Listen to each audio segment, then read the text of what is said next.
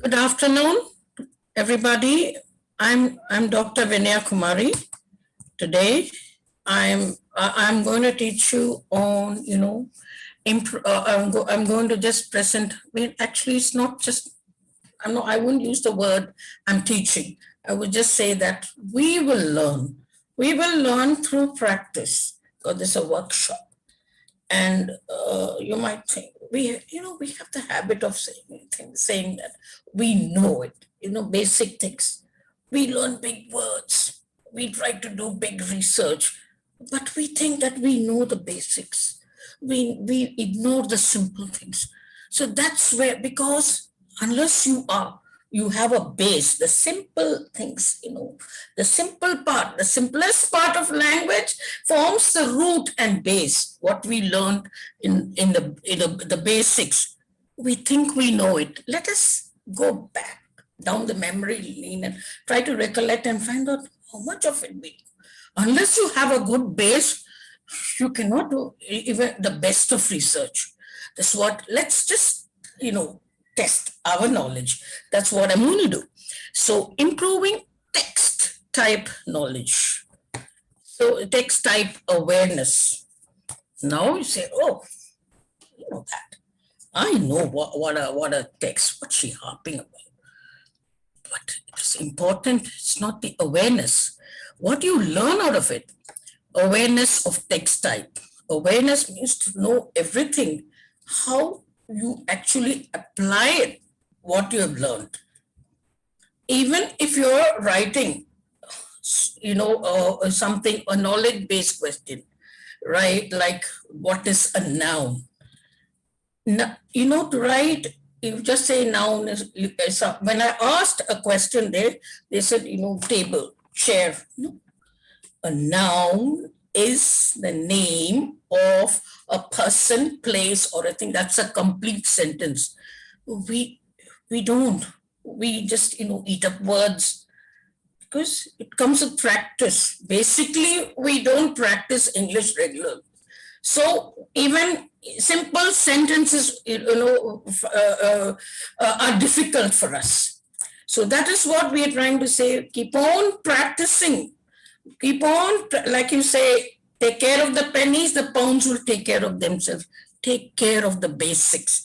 So awareness of text types, manifesting. So you have to understand. How do you understand? How you understand? Only when you practice. So we just practice and see how we are able to understand the text. Help to organize thoughts when receiving, retelling, or reporting on a particular reading. Then we go to a higher level. When you report something, okay, or you receive something, and you organize your thoughts.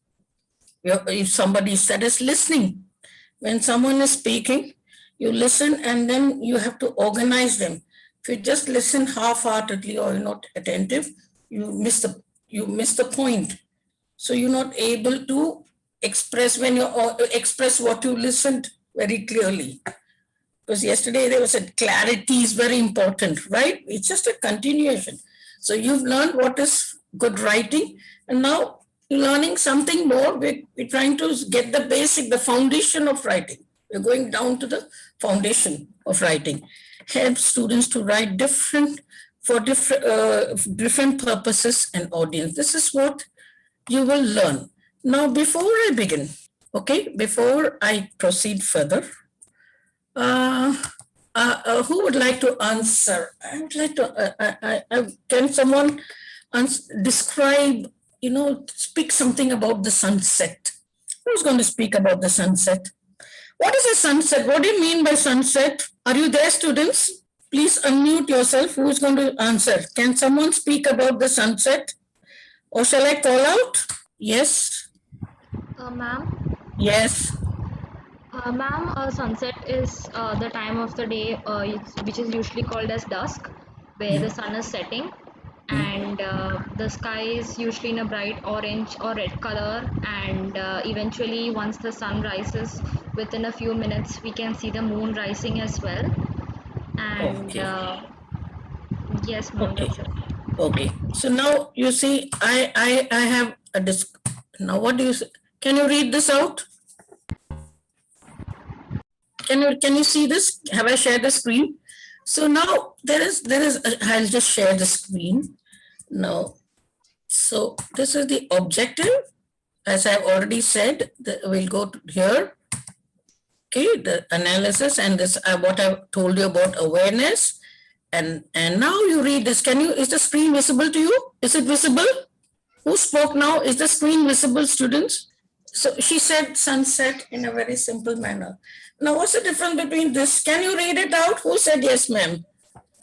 Yes, Yeah. sunset is the time of the day when our sky meets the outer space solar winds. There are blue, pink, and purple swirls spinning and twisting like clouds of balloons caught in a whirlwind. That's exactly. So, what's the difference between? Yes, of course, she explained. Very good. Who was a student who spoke about sunset? Of course, that's a very clean explanation. Now, what is the difference between that? That is just a general. You just get a person or blind person doesn't know the color, right? So here, yeah, or you just tell someone who's not seen a sunset or doesn't know. So when you give this, what's the difference between this and that? And what does it do? It describes. So when you describe something, so what is the function of this first activity, number one, about sunset? What function does this paragraph or these two lines, what do? They describe the sunset. Okay, both of them, if this and what she said was also about sunset. But here you can picture, the color and, that's exactly what it is. So you get the purpose of describing is to give a photographic image. Now you might think, what am I doing describing sunset? We do. Even if you want to, you might have, some of you might be engineering students, you have to write the quantitative part. For that, we'll come back. So that's what the most important thing about writing the text. So, text, what is the most important thing about writing the text is to get vocabulary and form proper sentences, which give clarity to what you're writing. Then we go on to paragraphs. Maybe you will have in the next like in one of the lectures where you will have you have learned paragraph writing. But the basic thing is we don't know the apt vocabulary.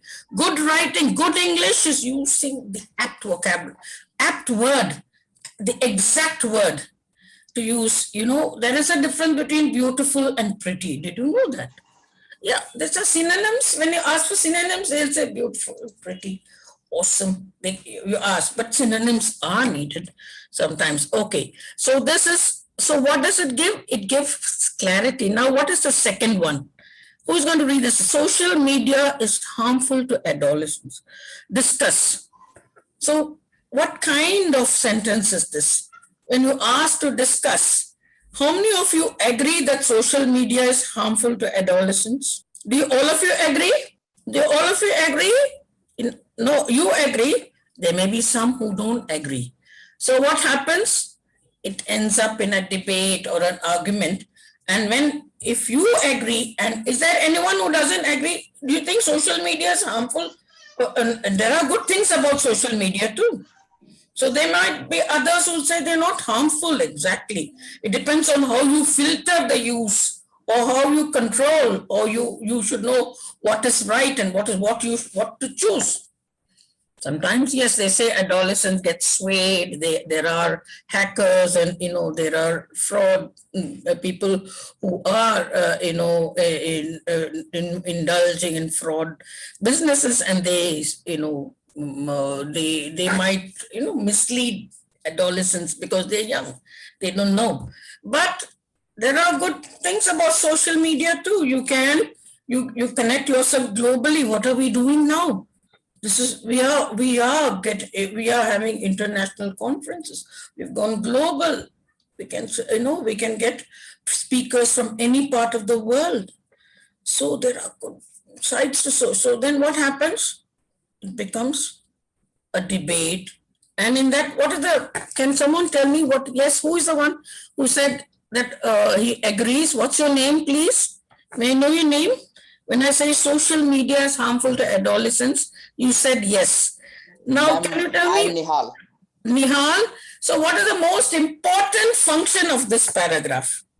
What exactly do you need? You say that, no, yes, it is harmful, but Shreya says, no, it is not. So what do you need to do? Ma'am, I think the most important point which I would like to say is during at the time of our adolescence, the most we should you should invest more and more time in our studies. But social media is the platform that is consuming our most of the time, and even by the time we realizes it's already too late. And by the time we realize it, the social media is so harmful. We have already lose our most important years of our life. That's right. Okay, I agree with you. But now what are you doing? What you said, what is the function you're doing? What is the function you're performing? When you're saying, yeah, you're very forcefully, you're saying, you are trying to persuade. And all your research is all about that. You have something new to say and you want people, you'll argue for your research's argument. So the text, argumentative text is very important. So you have to, so this is an argument, right? Now you tell me, when you look at the sentence, what is the function there? First one describes. Second one, obviously when there are two sides, each one will, what is a debate?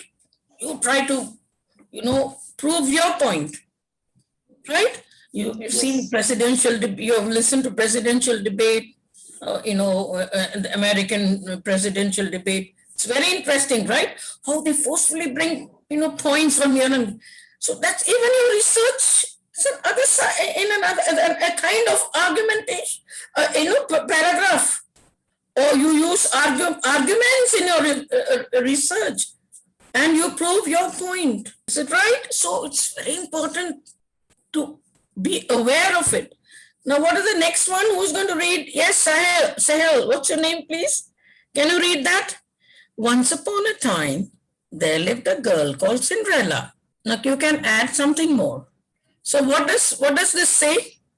What is the function of this? Now we know, you know the text, but you have to tell me if the function. Again, identifying a function is a skill. I'm trying to, that's what you're going to learn. I'm asking you so that when you attempt yourself, it gets registered. So what does this sentence do? We have listened to so many stories. I'm giving you a hint also. Our grandmothers keep telling stories. So what does this do? This sentence, what is the function of this sentence? Once upon a time, there lived a girl called Cinderella. Yes, what is the function? Ma'am, it's trying to describe the story of Cinderella. So yes, it tells a story. So what are the three functions? One is that it's describing something. Describing is very important. We think that we know. The teacher says the rivers of India are very long. Oh, we know that. We know that. Students at it. The mountains of India are very, what is she talking? We know that Himalaya is the tallest, and we know that they're very strong. What is she talking? But there will be something inside. There's something deeper to what she says, because you know it, but have you experienced it? When you actually go there, you see how tough it is to climb the Himalayas. Have you experienced the tide of the rivers? The flow? Can you swim against the tide? So now the last sentence. Here is a perfect recipe for making stimulating coffee. First, roast the coffee beans, then blah, blah, blah. I'm just giving a part of the sentence. What does this do? Basic thing. We need vocabulary to explain what the sentence says. Yes? Not anybody else? Shivani, are you there? Anybody else there? Nihal? Ma'am, Okay. Yes, who's that? What does this sentence say? ma'am, it's basically trying to convey information about the steps that we should take in case we want to make the perfect coffee. Now, can you give one word for it? As I did, describes, argues, tells, Ma'am, narrates. What does it do? Ma'am, instruct. Very good. Instruct. So these are imperatives. So that's what I want you to use that particular word. That when you say it is something it's describing, yes, you are describing it. You need to write, but then you can, what you can write in one paragraph, you can just describe in one word or a phrase. So there are so many. So we know everything. All these you have learned, but we are trying to practically apply it and see, and there are certain things which we have ignored or we have neglected. And it's very important. It's very important. Most of you will try for IELTS and TOEFL exams.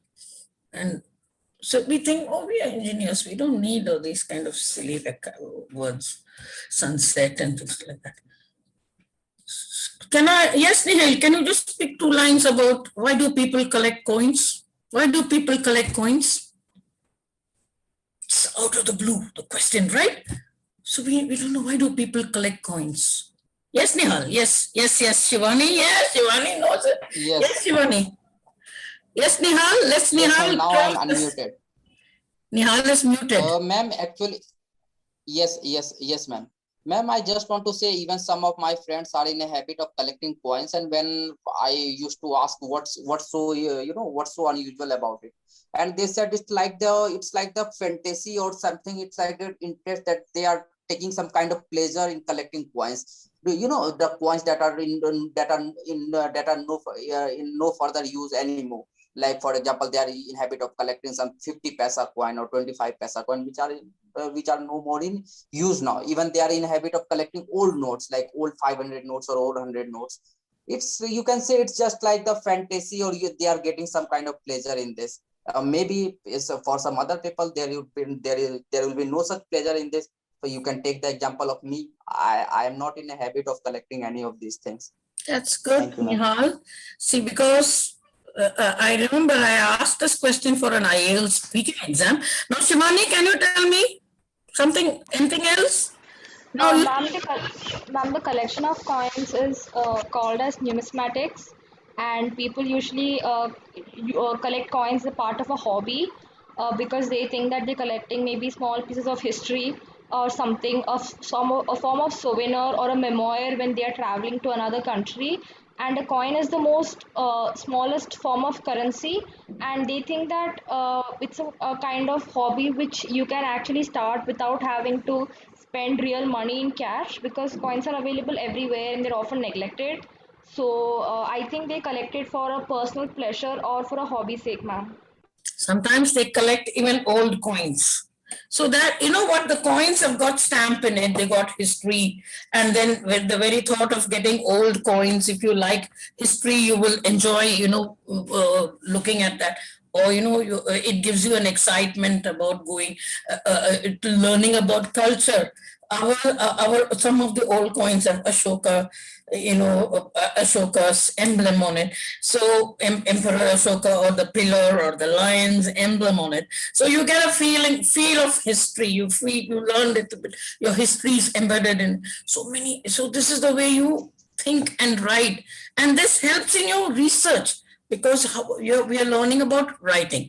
So these are the 4 functions. So you have, even before we moved further or learned about it, you yourself had given all the answers, right? I made you give. So what is a text? Yes, in literary theory, a text is any object that can be read, whether this object is a work of literature or street sign, an arrangement, or buildings on a city block, or styles of clothing. It is a coherent set of signs that transmits informative message. Because you see, Stanley Fish, a big critic, he's written a lot of critical theories. In English, we teach critical theories, right? So he has written his famous essay. He has, is there a text in a class? Because the traditional idea of a text, all of you, right? I shouldn't have shown this. What's a text? You would say that it's a book where you write, words. This is the idea. But then we also use videos as text. Anything can be a text. Can one of you come on a video? Yes. Can one of you come on a video, please? Can you switch on the video with some background in it? Yes. Don't mute your background. Yes, Nihal or anybody else? Can you come on the video? Let's play. Let's see what's yes. Because what is a text? Practically, we know. Yes, who will come on a video? Yeah, you can switch on the video now. I just want you to say even a video. If you come on a video, it becomes a text. If I ask you just what's around, tell me what's around. So yes. So who is going to but I don't, what is that? Okay, who is going to describe? What's your name? Nihal? Okay, someone else is going to describe what's around him. That's a text. No, this is the text. It's not the traditional text which you read with the book and what's written. Yes, who's going to describe? Yes, that's Professor Tanu. Yes, you want to describe? Would you like to try describing, Professor Tanu? Well, ma'am, it is all about perception, how we perceive about things and the kind of thoughts which we have and how we translate our thoughts in words. And that actually becomes very, very special, because it is something which is our own. So it is not that everybody is going to have the same expression. It depends upon the perception of us as individuals, and that definitely, makes a lot of difference. I can see, ma'am, Shivani is there. I think yes. Shivani wants to share something. Shivani, go ahead. Yeah. So what? Yes, Shivani. What do you see around? If I might say, I see the alphabet N. My eyes, I talk. So the text you have. What do you call it? The reader response perspective. When you look at the text, you look at the response of the reader.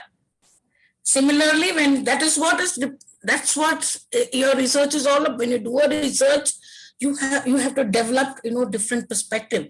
So you use a text. You use Shivani sitting there. It's a text, because if I ask you to describe, you're writing a description. Can you give something unique about it? Yes. You can even create a story saying that you can let your imagination. Yes, she is doing part-time teaching to young kids, and she forgot to erase that N. So these are brainstorming. She was teaching letters of the alphabet.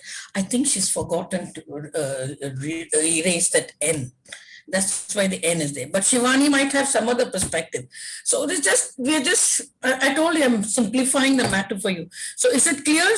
Tech can be anything. Clothing, styles of clothing. How can it become a text? Can someone tell me? Or a city block, it could be a text for an engineer. He goes and does practical research on it. We do field work, right? So that's a text. Now we go on. So what is a narrative?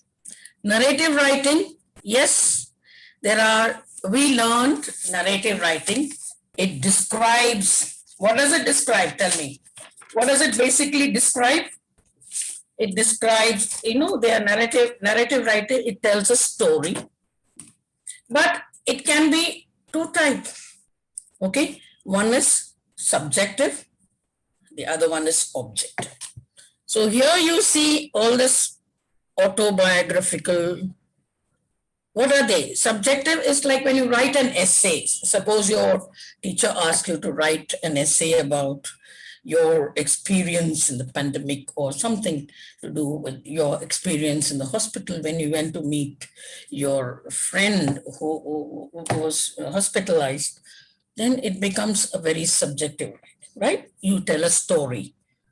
But sometimes it can also be objective. Okay.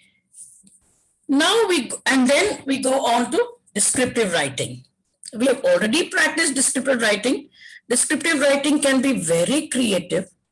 And you see, when you describe, the purpose of it is to give to, to evoke your emotion and to give a photographic image of what you describe.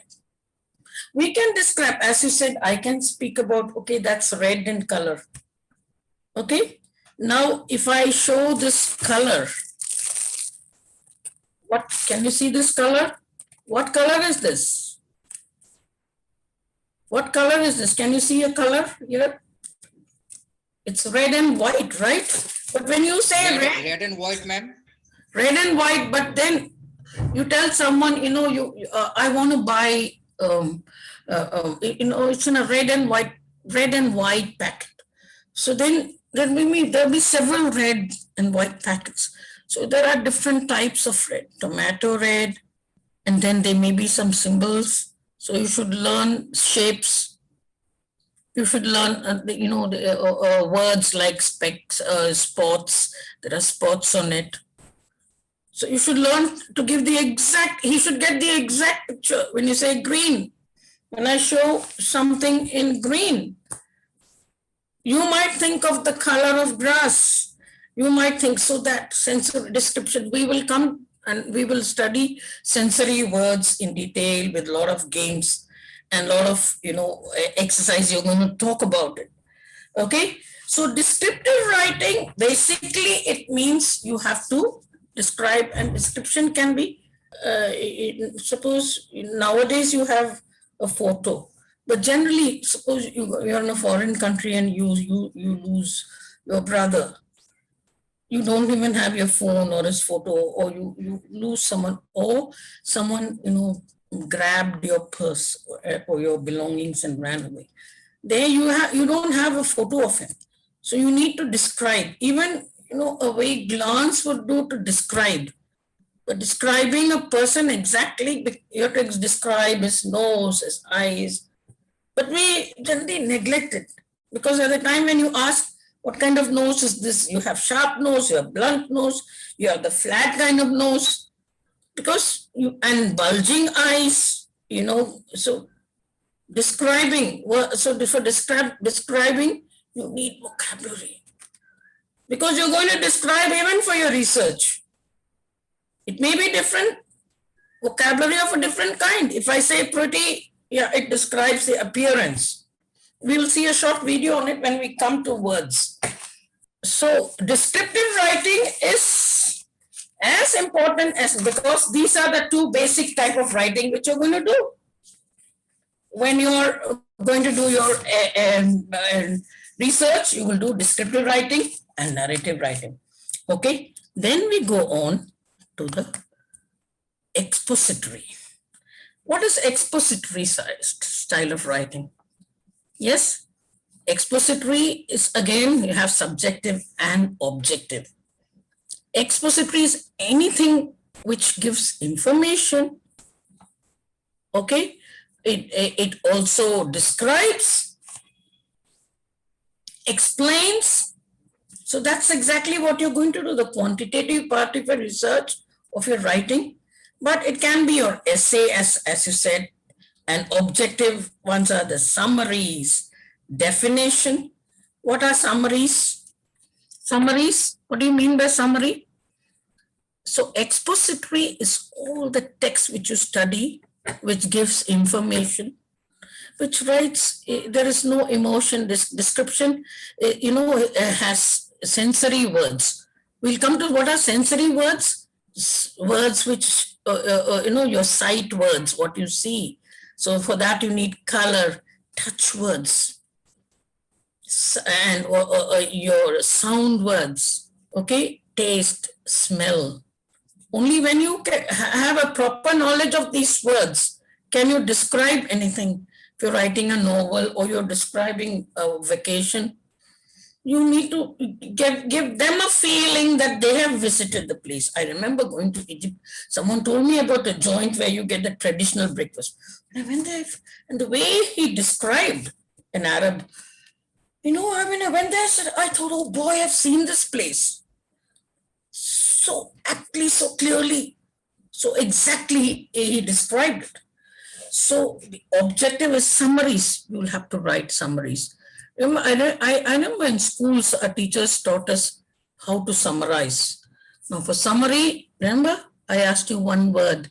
What do you said that it is describing how to make a coffee. So the function is instruct. So when you summarize, so when you learn one word for many, you cut down the jargon like, description and try to bring, in 1/3, if you have a paragraph for about 10 lines, you can summarize in 3 lines or 4 according to the need. So summarize, these expository style has different, different ways of expressing. One is summary, you summarize, and that's what you do. When you take down notes, you summarize. When the teacher teaches, how is it useful to you? When you listen to a lecture, even now, you write down whatever you can, and then at home, you go and summarize it so that it stays in your mind. So it becomes a habit of writing. You need to practice, right? Next is compare and contrast. So when you compare the two presidents or the two parties, we do that. For every research, for all kinds of writing, it depends. It depends on what topic you're working on. So compare and contrast is another style of writing and another pattern of writing expositories in expository style. Now, can you give an example each of definition? You have to define. We defined what is a text. If I had asked you without showing the PPT, you would say that text is just any written word on a paper or words written on the paper. Basically that, but anything can be a text. As Professor Thanu has said, it depends on the perspective. When you have multitudinous perspectives around, how can there be a single text? A single text is the author's perspective, right? So text can be anything, it's vast. So we think for our idea of text is what we read. Did you bring your textbook? Did you bring your notebook? It's not text. Okay, so then for text, you summarize something that becomes a text. Okay, now definition, now compare and contrast. Can you give an example? Yes, of comparing and contrasting, which is useful in your studies. Yes, for literature students. Yes, Shivani, or anyone in literature. When you write a critical appreciation, you have to compare. If it's about Shelley, you're not going to write just about Shelley at a BA level. If it's about, when you write a critical appreciation, to talk about genre, the styles, and the Romantic age, compare and contrast with other poets. So in every field, you need to compare and contrast. What are we doing? Can you give an example of comparing and contrasting in discovering the vaccination? So you need the terms for it. We have a long way to go. Because how many of you, put in an effort and, make it a point to learn at least 10 words a day? Do we do that? So we stay in the same level. Maybe you listen to lectures and, especially the literature students, they learn new words. But then if you don't listen, it goes above your head because if you don't practice them. When you explain you see the quality. We give marks according to the quality of the words and the way it's expressed.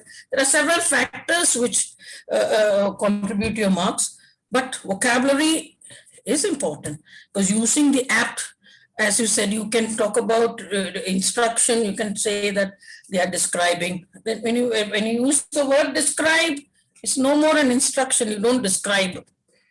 Instructor, it's in imperatives. Those are sentences.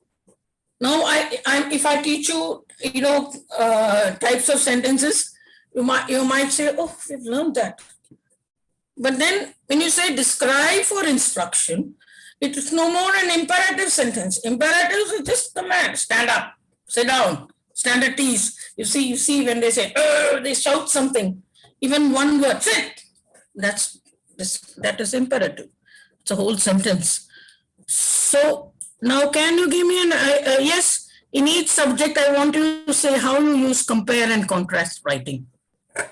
Your experience, yes. We start with Nihal, yes. What is your subject, Nihal? What's your subject? Ma'am, I'm a student of literature. Actually, You're I'm a student PhD of scholar in literature. Patna University. So I've already told you, about how you use in literature. Any other subjects where you have, okay, I'll give you a general, even literature students can speak on, you're supposed to speak about everything. So can you tell me how you can use this compare and contrast about finding vaccines? Or a lot of arguments are going on about vaccines. Let's talk about how do you use this compare and contrast? Can you give a few sentences of using comparing and contrast? Suppose you're talking about vaccine, talk something different. So not just, the vaccine, this vaccine is good. How do you compare and contrast? Can you give a few sentences? We, Suppose you're called to on the ma'am, television. we can. Okay, ma'am, we can take the help of data.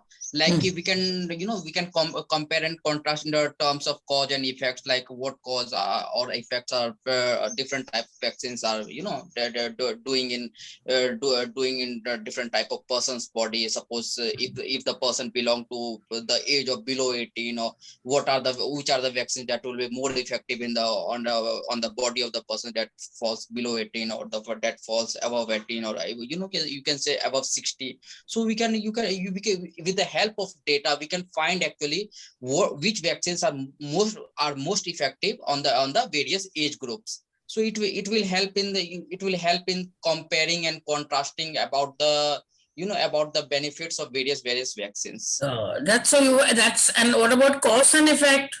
Cause and effect, the cause of the cyclone, what's going on in different parts, and what is the effect? What is the cause of it? And what are okay, you say what the causes can be different when you talk. See, suppose you want to take a job and as a television reporter, you have to use cause and effect, the style, profusely. Because what's the cause of the, they say because because of the winds or whatever maybe, that's the cause of it, and the effect is destruction. But what is the cause of the destruction?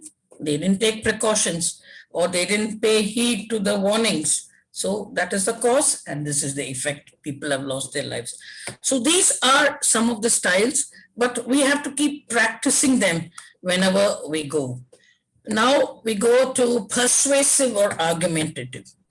Can you read? This test uses a specific format which includes pros and cons. As you said, we have come back to that, whatever you have said, pros and cons of the side of an issue. Pros and cons, for example, talk about online studying. So when you try, some of you favor online model. How many of you like the online model? How many of you want to come to the class to study? So, maybe 50-50 of you. But then how do you say which is better? It depends on how you manage to persuade. And to persuade, you need language, and also you need to know a little bit of psychology of the audience. There are many things. I'm just touching on it, but we practice persuasion. So we can do an exclamatory and emphatic language is used to persuade.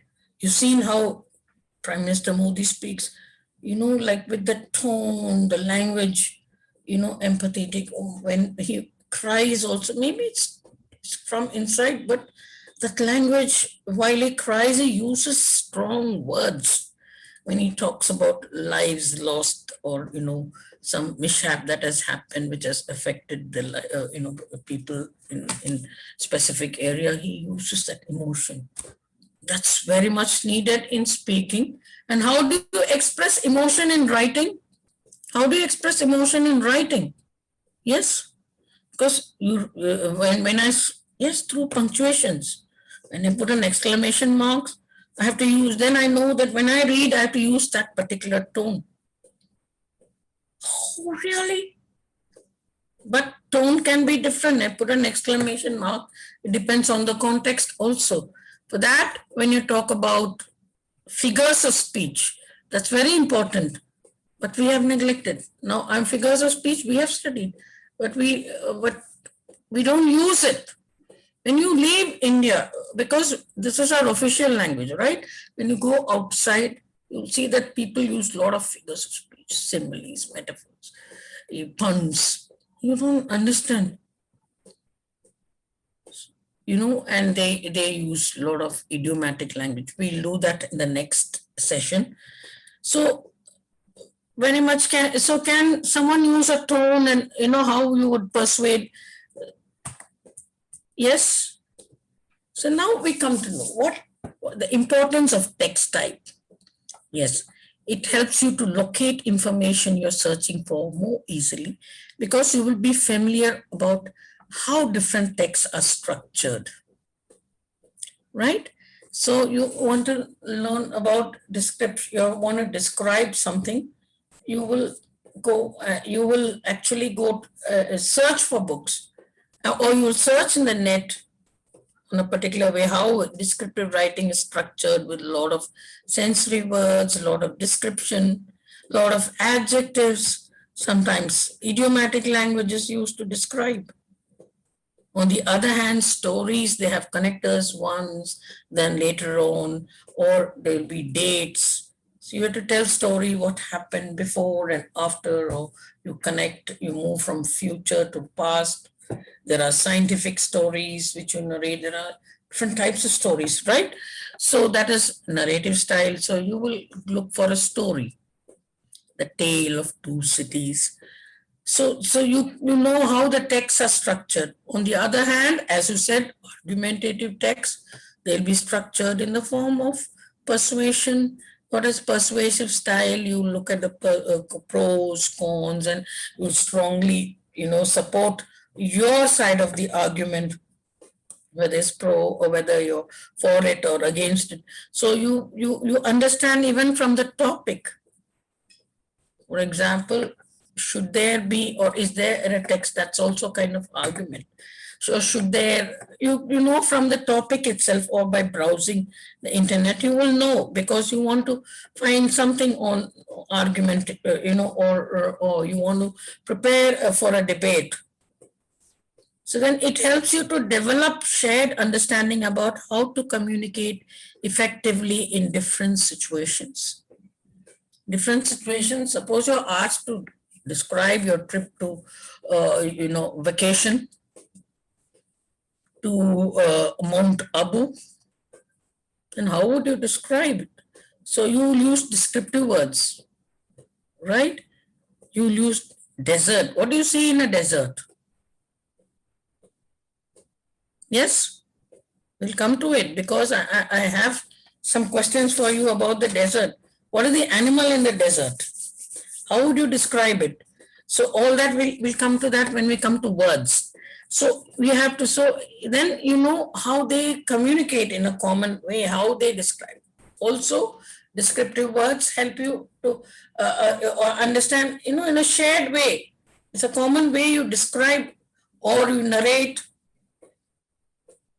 Now, explicit instruction of text type is vital to understanding how letters form words. Now we are coming to it. Words form sentences. You might think, we're coming back to the same old thing which we learned. But let's see how many words we know. How words form sentences, sentences form paragraphs, and then they form meaning.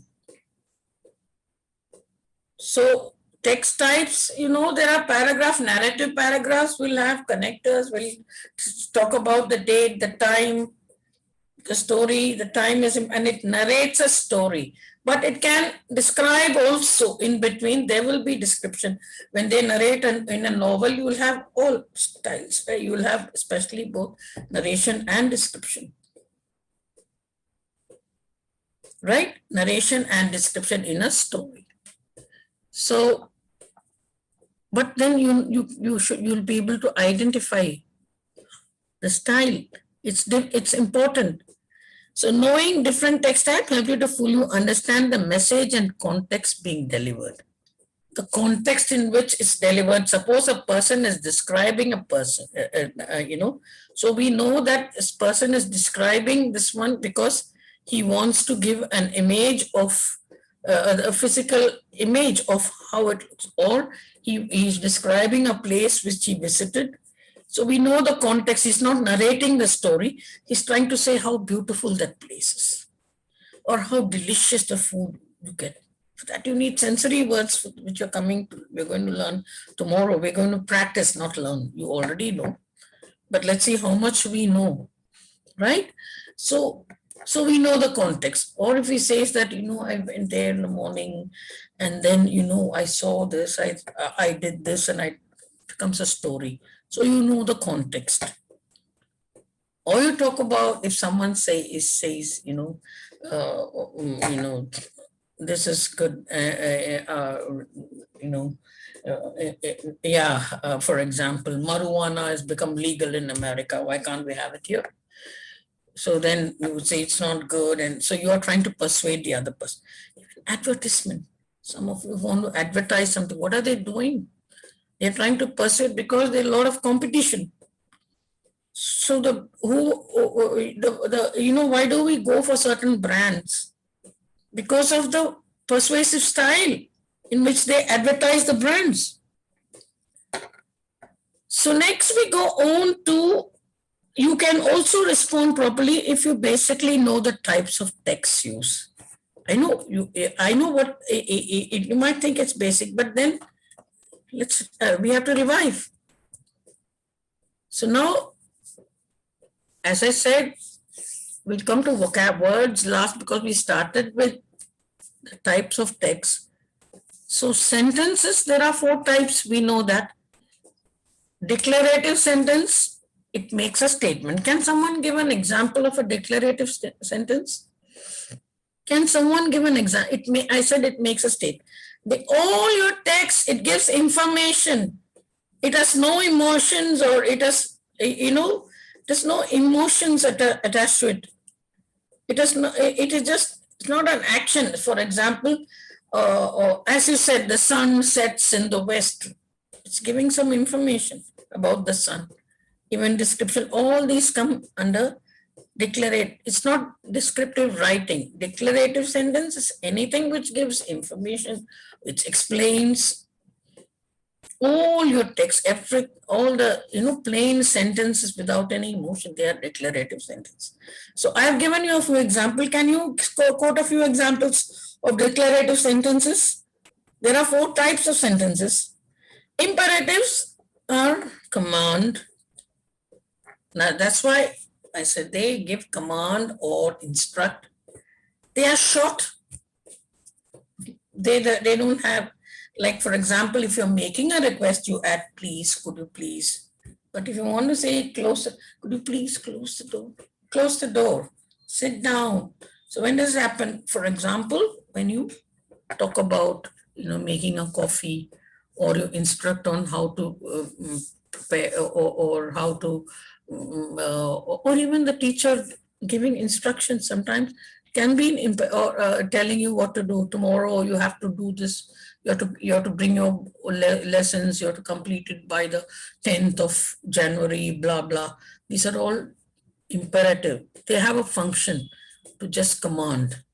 Even imperatives can be used for giving directions. That's something which we should learn. Giving directions, go straight, by direct, turn left, turn right. Just two words. They become a sentence. So these are important because we have to sometimes, even when you do if there are science students, they need to use some imperative sentences about how to dissect a frog. So cut it open, the anterior veins, and pin it up, pin this loose skin. So you have to, these are instructions. So basically they're English. And we should know, but then you don't use please and thank you, don't make it, because we just have to write it to the point. Now, interrogative sentences are very important. We make a lot, we don't answer according to the question. Because you are answering, you're looking for a question. There is a question or research or whatever you write, there you're finding some answer or giving some answer. But for that, you have to form a question. What am I writing? Why am I writing? For whom am I writing? WH questions. But then we don't, unless you understand the question, why is the sky blue? Sky is blue, it is vast, it is actually, so there you're describing the sky. They're asking why, they're asking you to give reason. So there you need to write, declarative sentences giving the reasons curtly. The sky is blue because there'll be some scientific reason for it. But if you start describing what does the sky look like, you're answering for what. So it's important. And we do give a lot of exercising, even at not at the basic level, even in college level. We give sentences and ask them to form questions. They should know where to use. So then next, exclamatory sentences are also important when you write a novel. When you read a novel, these exclamatory sentences give emotion. You enjoy it. She was shocked. Or she says, well, did you kill him? And there's an exclamation. So we read it, that exclamation, the tone comes into our mind. Did you kill him? We don't even word it, but we feel it. We feel it. When you read that, we feel it. So exclamation, punctuations, I can't go in deep. So punctuations, they distinguish these sentences and their functions.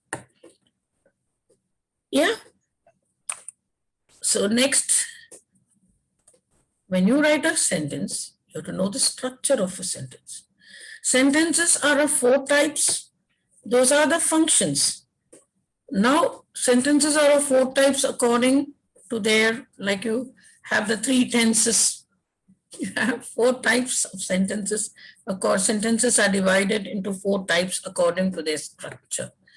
And it is very important to understand, because we sometimes write long sentences and then we forget to punctuate them, or even if you miss out one connector or one comma, what happens? The meaning changes, or sometimes it becomes wrong construction. Why do you say, I wrote a lot in a hurry? You just write small, simple sentence, which can be, made into one. It depends on the necessity and time and context. I'm not saying make all, sometimes you need to write a few simple sentences too. But it depends. If you're not able to write big sentences, I always tell write small sentences, but don't make mistakes. Grammar is important, but grammar, we come to that later. Maybe in some other lecture you will study grammar also. But basically you should know the structure of the sentence, right? So sentences are made up, words are made up of words. Now, words for describing, we will learn tomorrow, describing words, descriptive vocabulary. We'll also have to do some, go through some quizzes or small question answer session about descriptive words, which we don't know. We know a lot of words, but we don't know also. So that's why a clause is a group of words containing a subject and a verb. So for example, she is hungry. It is a simple sentence. Simple sentence is one independent, it's also an independent clause, because it has got she is hungry, a verb. But there are clauses which have subject and a verb, but they are dependent. They cannot stand on its own. It needs independent clause, or it needs an independent clause to complete the sentence. Dependent clauses often begin with such words: although, since, when, and because. Although she's hungry, whoever is hungry can start having their lunch. Now, what kind is there? Whoever is hungry can have lunch. Now, is there a dependent clause on it? Yes, whoever is hungry can have lunch. What kind of sentence is this? Where are the clauses and phrases? Can you identify? Although she's hungry, it doesn't stand on its own. She stayed without food. She stayed without eating. Or she skipped lunch. She skipped lunches. Now, whoever is hungry, is it a dependent clause or an independent clause? Yes? How would you add whoever It's is dependent, hungry? ma'am. Pardon? It's dependent, ma'am, because it cannot stand On alone. its own. Now, how would you add an independent clause to it? Whoever is hungry can have their lunch. So We can have their use, lunch, in a group of people. can have their lunch, is it dependent or independent? Yes, actually that he is understood. Okay, he is understood. Whoever hungry, she can have his lunch. Whatever is done, whoever is hungry can have his lunch. Because I'm feeling well, I can go out for a walk. But what about phrase? Phrase is a group of words without a subject verb component. Best friend, needing help. Sure, these are all different types of phrase. Noun phrase use the best friend. It's a phrase, it's one, stands for a noun, complete. Needing help, it's an adjective phrase. Okay, with the blue shirt is a prepositional phrase. The boy, what type of boy? He with a blue shirt is a prepositional. It acts as an adjective. Okay, now we go on to sentence structure. A simple sentence, I'm going to, Anne likes cakes. This is a simple sentence. Can we make a compound sentence out of it? Please make a compound sentence. I like coffee, I like tea. I like,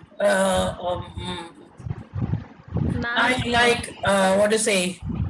There we say a poem, right? I like coffee, I like tea, I like orange juice and lemon, sold for a penny. So now there are small sentences for a song. It's good. Anne likes cakes. Anne likes biscuits. So now we, scattered too many sentences in a clutter, right?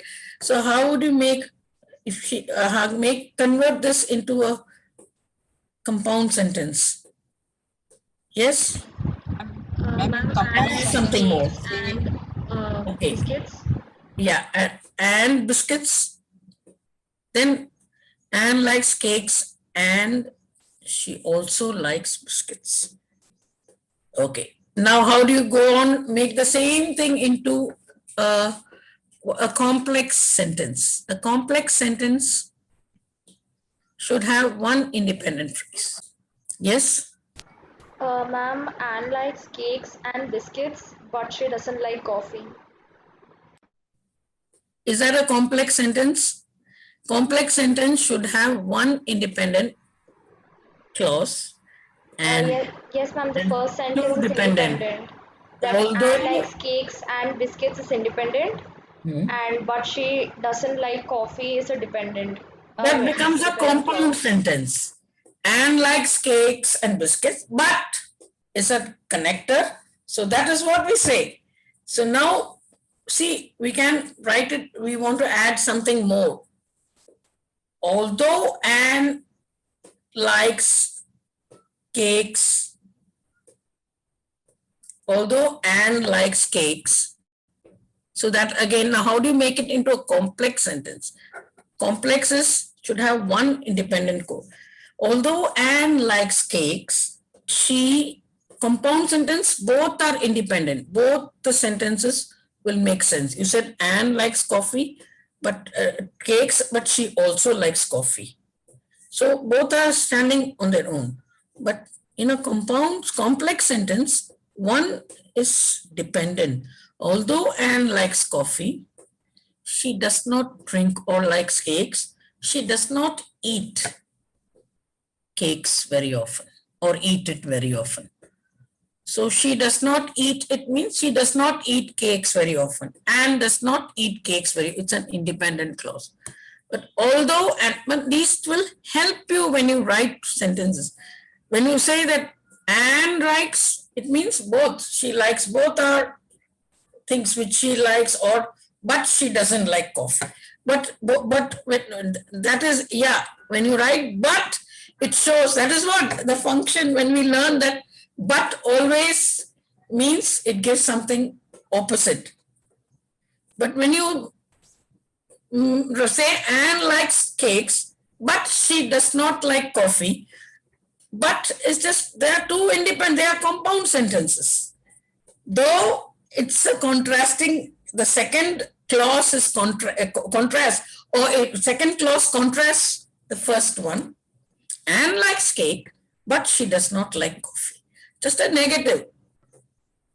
But then but she does not like coffee means, but it's just an add, she does, two independent clauses. So that's why it's two independent clauses. She does not, a verb and a subject, she does not like coffee. So two simple sentences combined by a but. And, but then contrast can be although Anne likes cakes. When you put although Anne likes cakes, that's, it cannot stand on its own. And but there are two separate, like although Anne likes cakes, now it needs another clause, right? She does not eat cakes eat them very often. Now we go on further. So we should understand the structure. Yeah, you see, when you say, but then Anne likes cake, but she does not like coffee. Both are contrasting. When you express contrast, it is there. But they are, it's a compound sentence. Now you have to convert it, the same thing. Who is going to convert it into a compound, a complex compound sentence? Complex compound sentence. It should have two independent clauses and one dependent clause. We are experts in English, right? We are students of English. But we have to write different types of sentences because it depends on the context. In the same context, you try to use it in literature. It gives, how does it give a meaning? So you can just add, although Anne likes cakes, she does not eat much of it. She does not eat too many cakes. That is one independent clause. Although Anne likes cakes is a dependent clause. It cannot stand on its own. She does not eat much because she has dental problems. She has what? Dental problem. It is an independent clause. So we have several times, we do use such sentences in literature also. Although the pandemic it has affected us, there is some relief now, or it has improved, or it has become better than before, because the number of deaths, we have passed the zenith or the peak. We have passed the peak of So when you're talking about it, so though the pandemic is horrific, although the pandemic is horrific or horrifying, it has, you can put any sentence. It is not as frightening as before. Mean the pandemic is not as frightening. It is one sentence, because slowly or gradually the level of, or the number of deaths are coming down. So we don't know, we're not aware, right? But see how important it is. So the whole thing is the pandemic is horrific, but we have reached the peak. Now there too, it makes no sense, right? The pandemic is so horrifying. We have reached the peak. Now the level is, now the number of deaths are coming down. Does it make any sense? So although it is frightening, there is some good news about it, because now the level or the number of deaths are coming. So we are not aware of it. But if you put them in, if you don't know how to connect them, it's coming spontaneously. But we should know that it is a complex compound sentence, how important it is to know, right? Like you said, she likes coffee, but she doesn't like cakes. Or she likes cakes, but she doesn't like coffee. But they're two, and these are, as I said, we ignore the simple things. So sometimes we might end up in using jargons like, you use 3 simple sentences, right? It doesn't have the effect. See, it is frightening, no doubt, but there is a silver lining now in the dark clouds, because the number is. So although it is, so it's there, it's contrast. It is frightening, that is the contrasting, but there is a silver lining. And what is the silver lining? Number is all 3. This is called using, and there are times when you, according to the situation, you need compound complex sentences. So we should be aware where to use. People are using it very often. But if you don't use it in this manner, you listen to the news also, they make mistakes. You listen to the news, sometimes they make mistakes, because what they're trying to express, the structure of the sentence is wrong. When the structure of the sentence is wrong, not all channels, you listen to some of them, they do make errors. And then you should know that sentence structure, we don't, suppose I say, you listen to people from the South speaking Hindi, they make even a simple thing like, oh, jata hai, jati hai, oh, ladka gana gati hai, that is okay. So I'm giving an example in Hindi, but this is an English thing, it's jarring, because the language which you know spontaneously, you know perfectly, when you listen to it, and you all have studied English, but you don't notice it. But you, from now onwards, you must listen to BBC and other, news channels, English channels, to improve your vocabulary. Even when you read, you improve your vocabulary and language. These are methods, but how many of us do? We say, no, how many? Yeah, there are people. You all are literature students. I'm sure you read. At least you will be made to read. Otherwise, you won't get your scores. So if you read out of interest, well and good. But if even for the sake of scores, you're reading, because without reading, you can't clear your literature paper. And if you have interest, you go on reading. But did you know that when you read, even when you listen, when you see the mistake, you find it so jarring. What he meant to say, it's come, although it's bad, it's come, but it sounded, I don't remember exactly the phrase. I should have noted it down. I never thought, next time I'll note down. If I'm taking the class, I will tell, because they did make this kind of sentence structure was wrong, and it gives a different meaning. It's the same thing if I say the pandemic has reached its peak. That's what they say. The pandemic has reached its peak. The number has gone down now. It's not as frightening as it. So it's just 3. It makes so that effect is not there, right? So next, choice of words. Now we're coming to the most important. All strong writers have something in common. They understand the value of word. No word is silly, because if you don't know, we think everything is silly. So strong word choice uses vocabulary and language to maximum effect, creating clear moods and images and making your stories and poems more powerful and vivid. So strong words are very, very important. Vocabulary represents one of the most important skills. Underline, I would like to underline it. It is one of the most important skills. Yes, of course, we do adore, you can't underline out here. We do adore Shashi Tharoor. We are in awe, but we don't understand. Why? Because we don't have that kind of vocabulary. But we should have a reasonably good vocabulary, because when you fumble for words, when you don't use the apt words in the apt context, that's because we don't put in an effort. It's not easy to acquire. Yes, to some extent, you don't memorize it, but you need to go on looking at it and doing puzzles, crossword puzzle. I'll give you instructions how to improve. And we have to put in conscious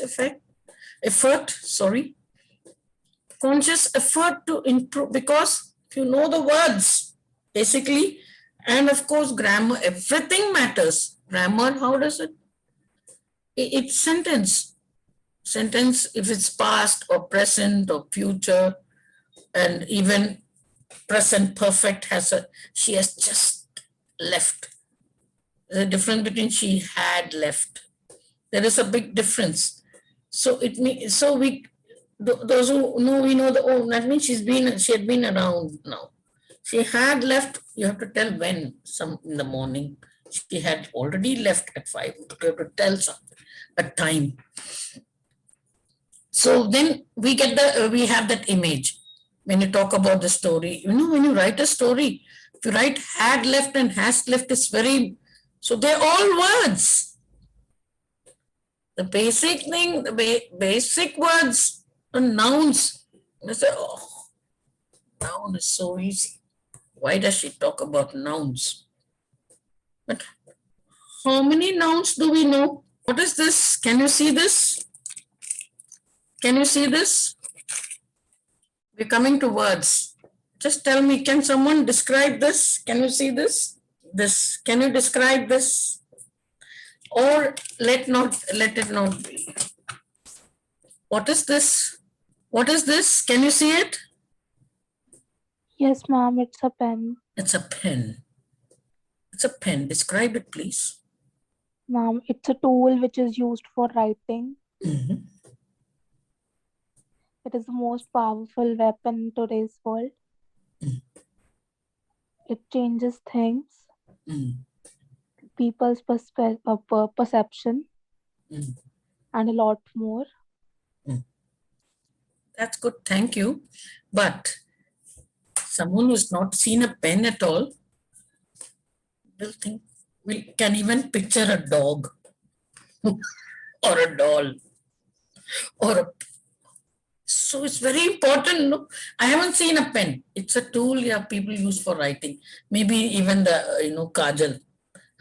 So because it's a pen. So what is this called? How does it, you have to describe? It is usually cylindrical. It has got either a plastic or a coating, a coat or a cover. And this pen actually you're describing as, if you're practically describing, you say, is it cylindrical? This long, and it is hollow. It's got a small, slight hollow inside. It looks, because there is a nib. Is this a nib? Or the nib is for the ink pen, and there should be ink in it, or there's a refill inside it with ink. That we know. That is you're describing. That he can picture a nib. But what is a nib? Nibs can be of different types, but this particular pen, it's pointed. And then, how do you describe? It's a circle and a color. color. See, now we're not able to describe, right? We have to think. Because when you're talking about a pen, you're to someone who has not seen a pen at all, he will picture something else. It's a tool used for writing, a tool. When you say tool, he'll think it's a hammer. Maybe that's his idea of a tool. So so I'm just giving you a simple example. It's a simple thing which we are seeing. That's why I said, come on a video, try to describe perspective. That's a perspective. When you look at it, perspective, where you have to describe the quality of a pen. So description of a person also can be through the quality adjective. So what are its functions? It can use and what are the functions, how many people use? What number of people who use pen or the kind of people who use pen, they are just, but how does the actual pen look like? Because I haven't seen a pen. So I might, as she said, the perspective. So when perspective differ, you're describing this particular pen or any pen, you have to give a clear picture of it. So these small things, practice describing. That you have the habit of describing, you learn words. Now describe an umbrella. How does it look? Don't look at it quickly, spontaneously. Yes. Who's going to, Nihal, tell me something about an umbrella. Describe an umbrella. We have seen umbrella. Its shape is round at the top and supported by a stick, and it helps us during summer from too much heat, and it also helps us from rain. And it's a very important thing to maintain our natural beauty, you can say.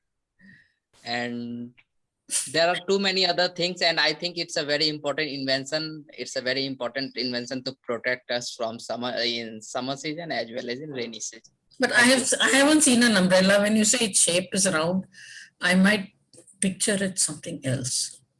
So you say that it can be folded. It's made of cloth, supported by spokes. Those words, what are they? When you say they are supported by spokes, which opens when you press. It's programmed or made in such a way that there's a mechanism which opens it. It flares up because the spokes flare up. Spokes. What are those metals?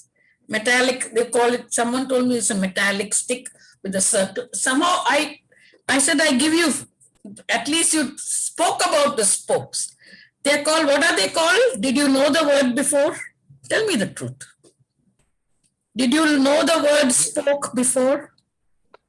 Yes, ma'am. Obviously, it's also used in the tires of cycles. Tires of cycle. Then why didn't you use that word umbrella? See, we know the word. Sometimes we don't use it. But there were people in the CS class. They didn't know how.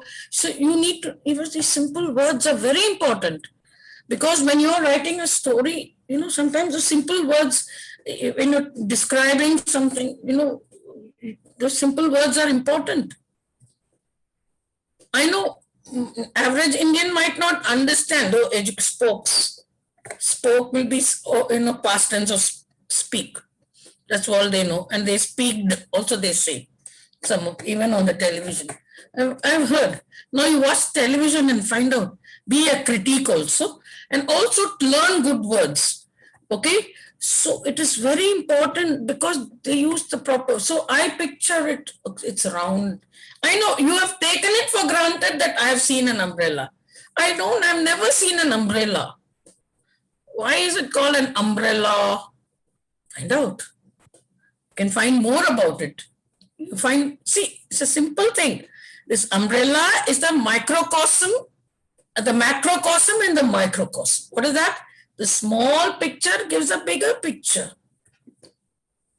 Now you describe the world, it's not possible. As I said, when you describe something, you should not take it for granted that that person knows everything. That's when even when you talk about cross-cultural, it's important because in cross-cultural communication, we take it for granted that they know our culture. in the same, so to make it a practice to be very clear what describe. I said, tell about the pen.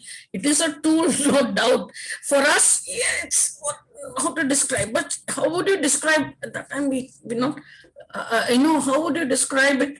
Easier thing, bit easier method would be to draw it. But while drawing also you have to explain, right? And and what is this bottom called as a cap of, it has got a cap usually.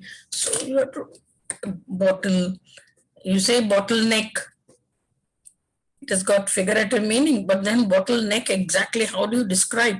Because take it for granted, you're describing it to a person who has not seen this. Just giving you simple examples. Because I said we ignore the simple things. We tend to ignore it because we look at the perspective, okay, all literature, all of them know what it is. We can picture. But you're going to a place, land where there's no pen. We are asked questions, you're put in an island. And what would you, some people said we would take a pen. What would you eat? Some said that what three things, I said, it's a matchbox.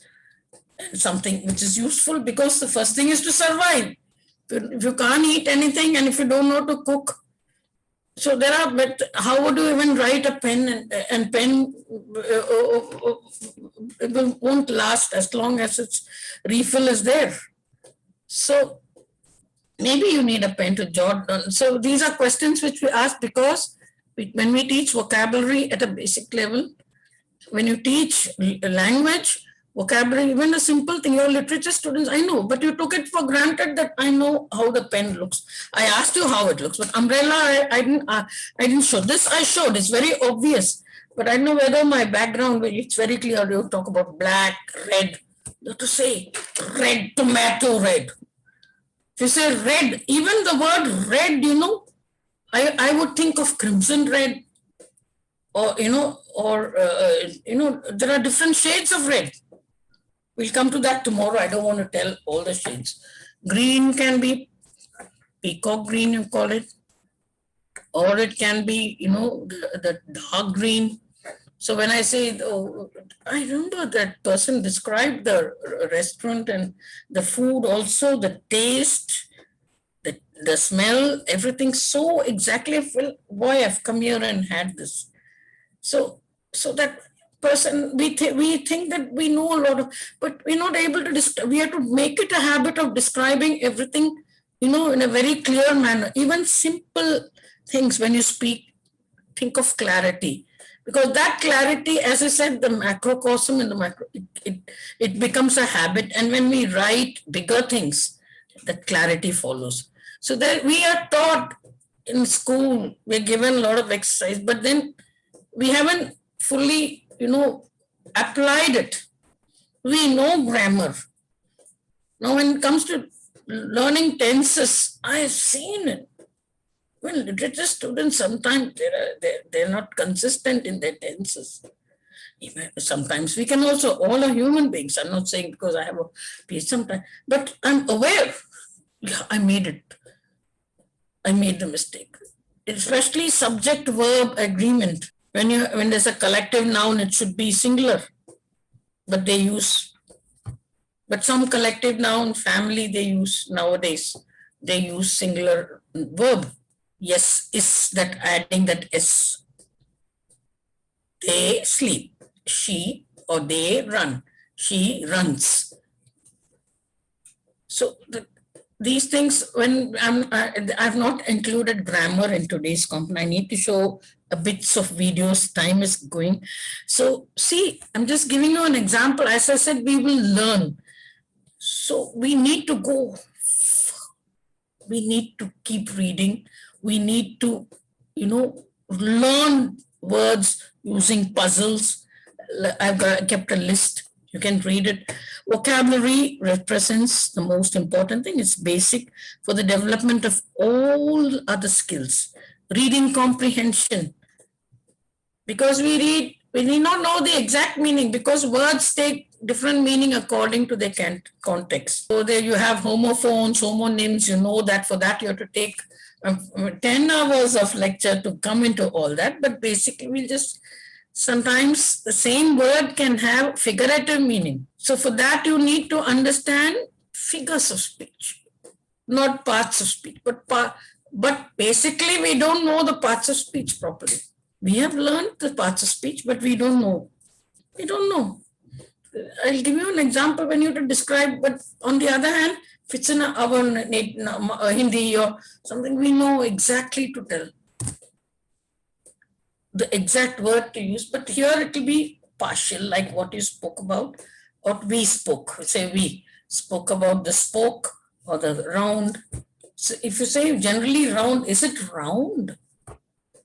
It's flared up, right? It gives a circular shape, but round, it's semicircle or is it round? So circle is only, so you're, so because when it opens, I don't know. Can you no, it's not simple. I mean, I might not be able to give the exact picture, but you should give the photographic, try practicing. Every day, try to try to describe an object as, in such a manner. These small steps help you, in the long run, in such a manner that, you take it for granted that the person who's listening hasn't seen that object. So I haven't seen an umbrella. How do you know that I've seen an umbrella? It's round in shape. So round shape is so vague, no? Yesterday she was talking about clarity. So here I'm bringing, words bring clarity in the context for reading comprehension, listening comprehension, speaking, writing, spelling and pronunciation. We need to use the apt words, pronounce also, as I told you, if you say, one example which I've always been quoting is, and everybody makes a mistake, is opportunity. They say opportunity. Everybody says, I don't know why, but it's opportunity. So, and I even had an argument with a person in some other country. So we have our mother tongue influence. So it's important how to pronounce words. Now we're talking about writing skills, right? So meaning of the word, denote, as I said, it has figurative meaning. It can connote also something else. Can you give an example? Yes, can someone give an example of denotative meaning and connotative meaning of the word? Because when you study poem, if Dan talks about the sun, he might mean something else. If Kamala Das talks about the orange squeezed in a cup, she means something else. It is not the literal orange which she means. And as Professor Tanu said, it's a perspective. You can think of an orange, but she says love is like an orange. So she's comparing it. So the orange becomes love. It means it connotes love, the juice. So specificity, use specific words, use spokes.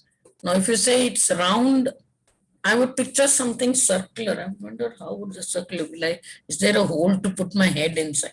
We don't know, because you imagine the words only. You haven't shown me any picture. Your words circular. So many circular can be the sun, circle can be anything. So be very specific. Audience, good word choice takes the reader into consideration. As you said, if your words don't make sense to the audience, then, how is, some writers, the way they see Dickens or Jane Austen, she writes on simple topics, simple topics, just about a rustic setting, a village and a few families. But the impact she has, the words she uses, the emotions, she brings out when we read it. And we get a feeling, we picture that when she describes the hills and the moves, and when she describes the villages, the people, she describes each person. So this is very important, because words, if you use specific words, especially in literature, be very, very careful about. So let's go to simple words, because your literature students, you're studying about Donne and big poets and all of you, right? You're talking about big, great, world-renowned dramatists and you're doing analysis, you're doing interdisciplinary research on it and bringing out your NTCs. Now, how much of your NTCC is on your own and how much is plagiarized? That's one thing, after this plagiarism, when you plagiarize a lot, what happens? You stop learning. So it's very difficult. You have to go on putting effort. You have to go on writing practice. It stays only with practice. Style of words, be the fingerprint of your writing. Each writer has a style of writing, right? And you are learning about styles. You should also bring out a style. You have a particular style of writing and you will make a mark. So that's very important. It comes by reading profusely of different writers. And then you add on to the style and bring a style of your own. The first thing is to read and gain knowledge, create awareness, avoid jargons. Yes, a considerable amount of, you can write much, considerable number, many, a decreased amount, less. Yes, a decreased number, fewer, great deal of, majority, most, number of, or many, some, a number of many, some, a small and a few. These are simple jargons which are made simplified. Avoid them, because these are preferred usage instead of using 3-4 sentences. Adjacent to, near, next to, along the line of, like, adjacent to, or to, near, or next to, along the lines of means like, an adequate amount of, enough. An example of this is in the fact that, for example, so these, make it simple. Means don't use jargons. Simple ways to improve your vocabulary. Use new words. Read every day. Use new words. You know the spokes, yes. But did you know that umbrella also has spokes? But you didn't use it. Then I would have at least gathered if spoke, at least it's something like a wheel. So, or it's got a cloth that flares up and it forms a semicircle. Try to describe the closed umbrella and try to describe and try to write. Try to write is simple, but then you imagine, imagine that the person hasn't seen an umbrella, no picture, nothing. How would you give him an exact picture of an umbrella which closes and opens? Try to write that today. Okay, read every day, reading, because even without a knowledge, when you read, you improve your words, vocabulary, the style, grammar. That's why when you're young, they make you, there's a rapid reader in the English class, more than the grammar. So grammar should also be in the form of forming sentences instead of teach. Rules can be taught. I asked you what is complex. Then I also said, why is it necessary? The meaning changes. It doesn't have an effect about the pandemic. It's only about complex compound sentence, right? About the pandemic. The effect won't be there. Learn the roots, the suffix, prefix. Use a thesaurus, gives more meanings. Develop practical vocabulary. Vocabulary is not that, okay, synonyms, pretty, awesome, this, that, exquisite, or whatever. You have synonyms. Use them. Practically use them. Make it a habit, compliment people. So you want to talk about how good the dress looks. Learn different hues. Wow, this color is so good. And you say crimson red. Oh, it's really, I like turquoise blue. So you make it a habit, of using it in your day, because you will carry this to your writing in your literature. Without knowing the simple words, then from there you go to higher words. Because we don't know, we ignore them. So look up the words you don't know, but don't look up every word, because try to gauge from the context also. Then you confirm. Sometimes context give you the word and learn it and use it. Then you confirm it and use it. You have to put in effort, because when you read a novel, you read a lot of novels, right? You have for ME and literature students. Those who are not literature students should read other novels too. Should read novels.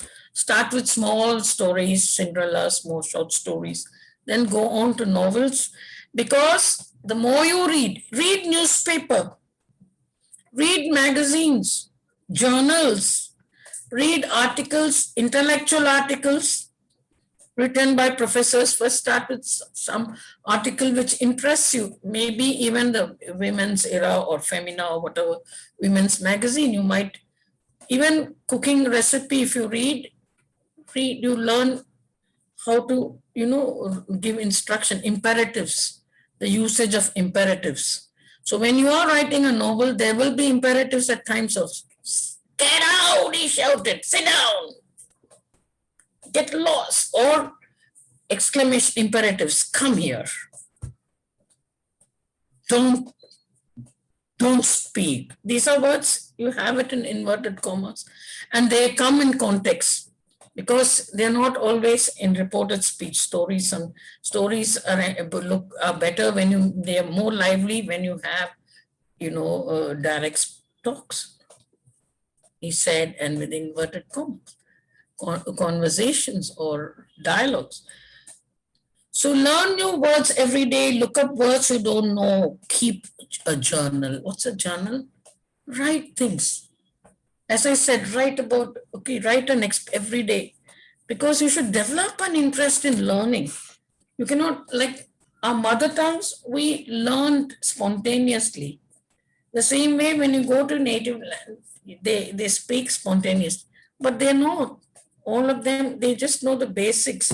How is it that people do literature Hindi? Because they want to learn, more, because they read more, they take Hindi literature. So what you learn will be basics, but basics are important because it's a second language and you are specializing in the second language. It is not our first language, right? It's a second language, and we are specializing, and we are becoming BA, or those who are doing BA, there are other students. For you, you need to use English. You're going to answer your papers in English. You need a lot of words.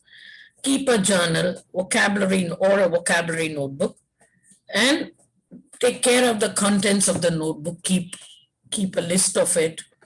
Try vocabulary building apps. They are good. People take, apps, they are good because they have a lot of puzzles. In any way, whatever way you can improve your vocabulary, try it. YouTube for understanding. Every day, make it a habit to watch some program on, improving your skills, or on YouTube. You improve your listening and also reading. Sometimes they have videos. So visual aids also are important. So when you visualize and speak, you understand more, or listen, you understand more. So then understand, but don't memorize. As I said, application, we tend to memorize or plagiarize.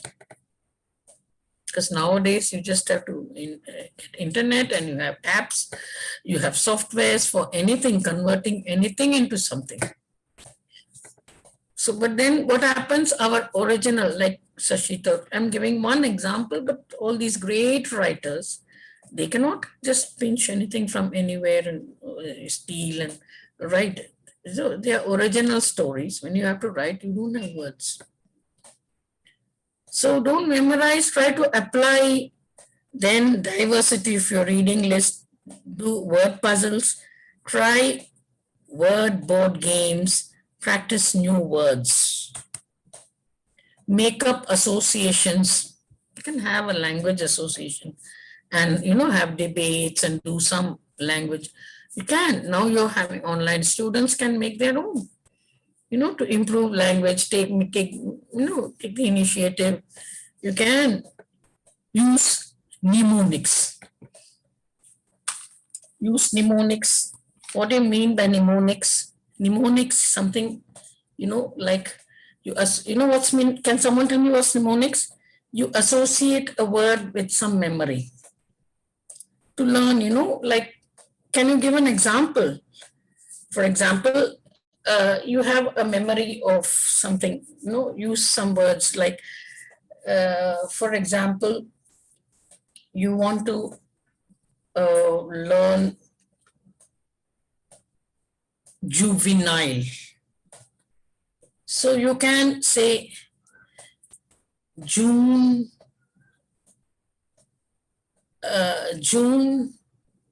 is the very best, or no, you won't say very best, very good for visiting the Nile, juvenile.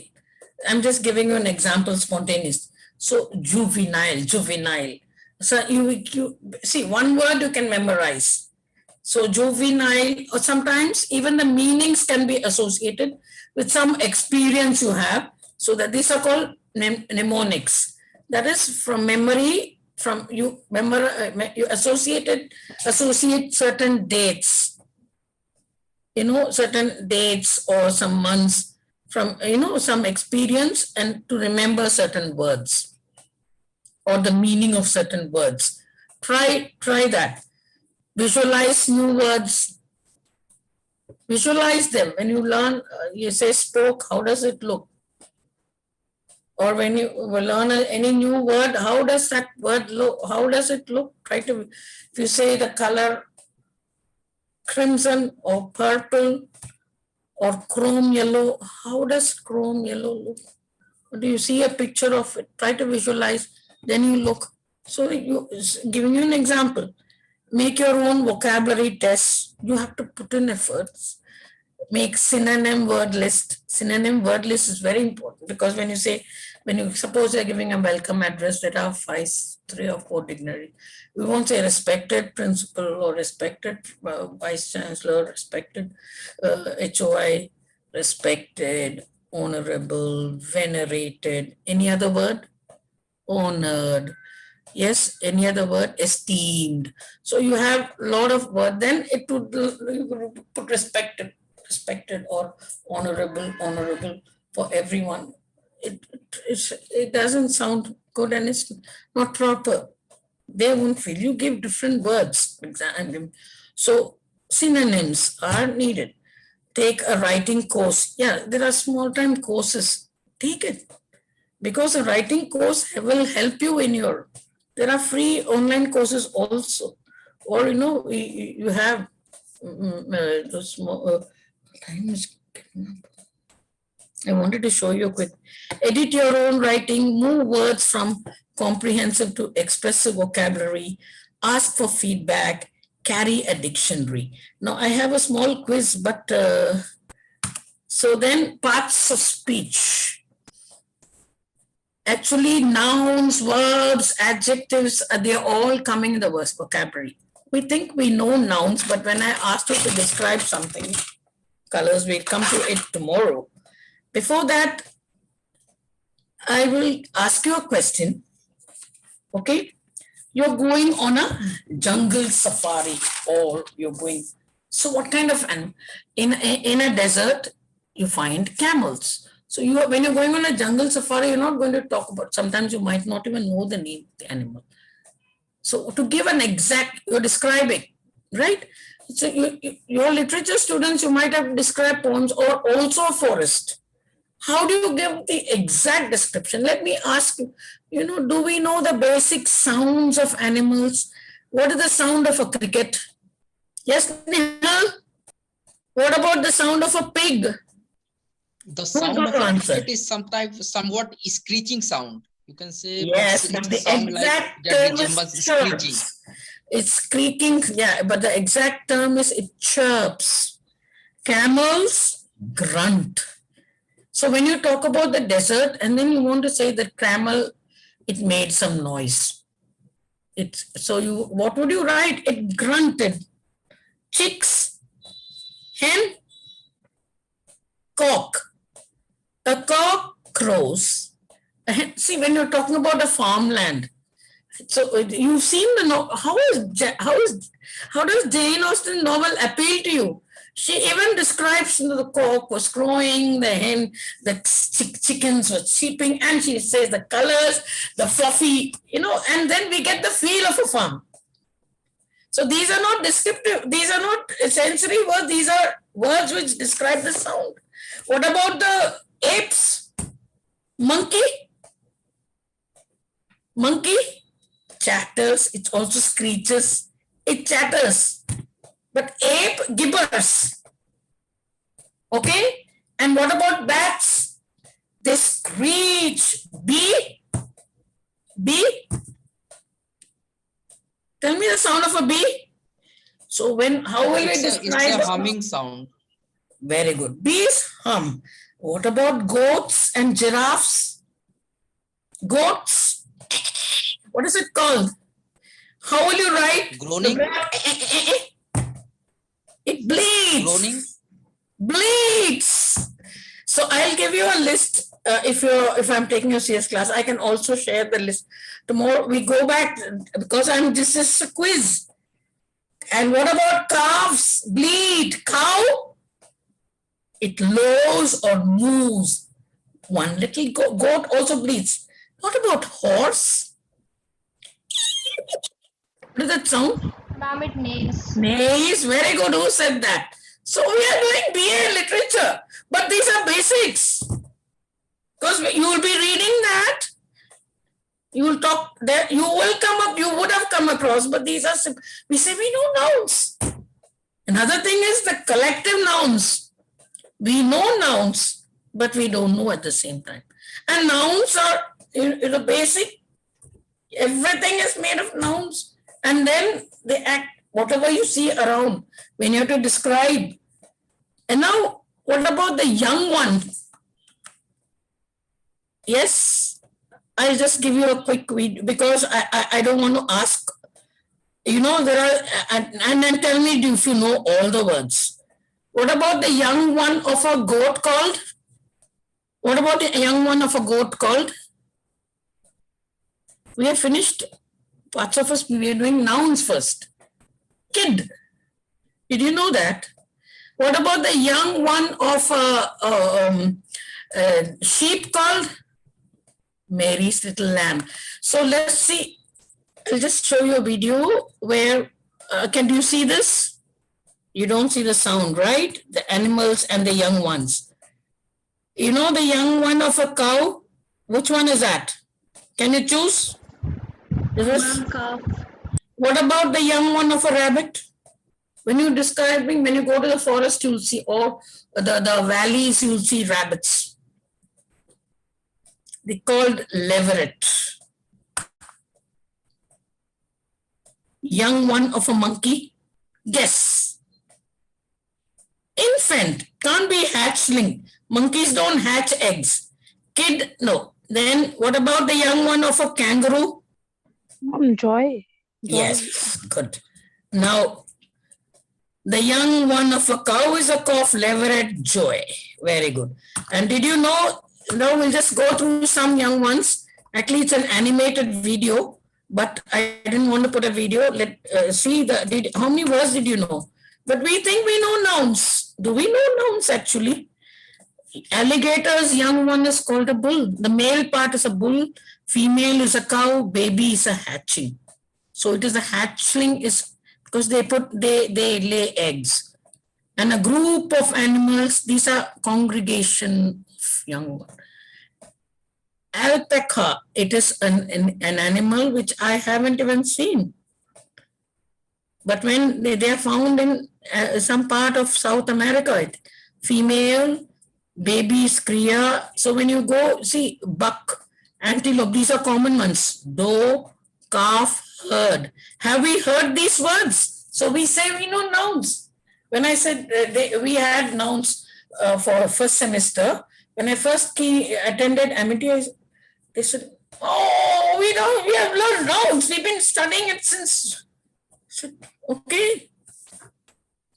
We don't know nouns. So I asked them to describe. None could.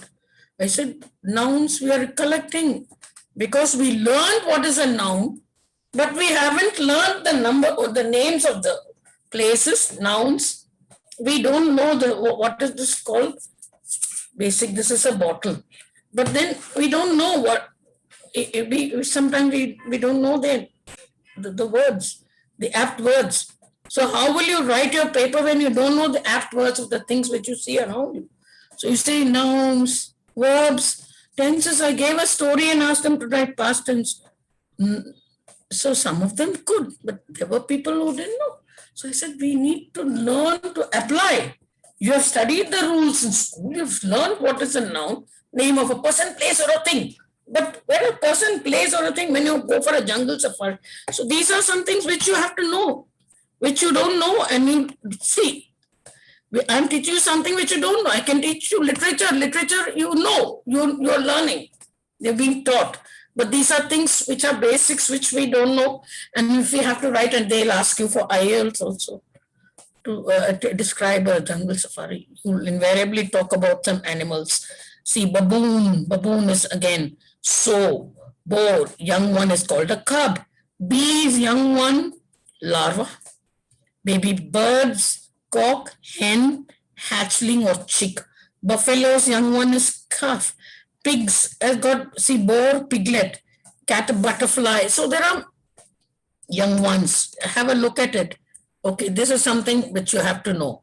Dinosaur, bull, cow, hatchling, or juvenile, the young one. So you're talking about Jurassic Park. So you say the dinosaur and the juveniles or hatchlings moved in a herd.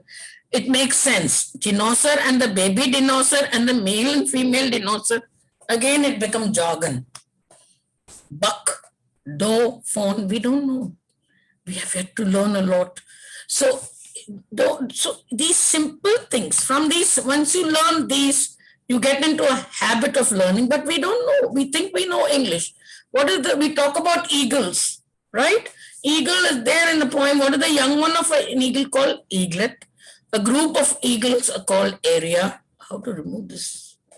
I think I have to remove the contacts, right?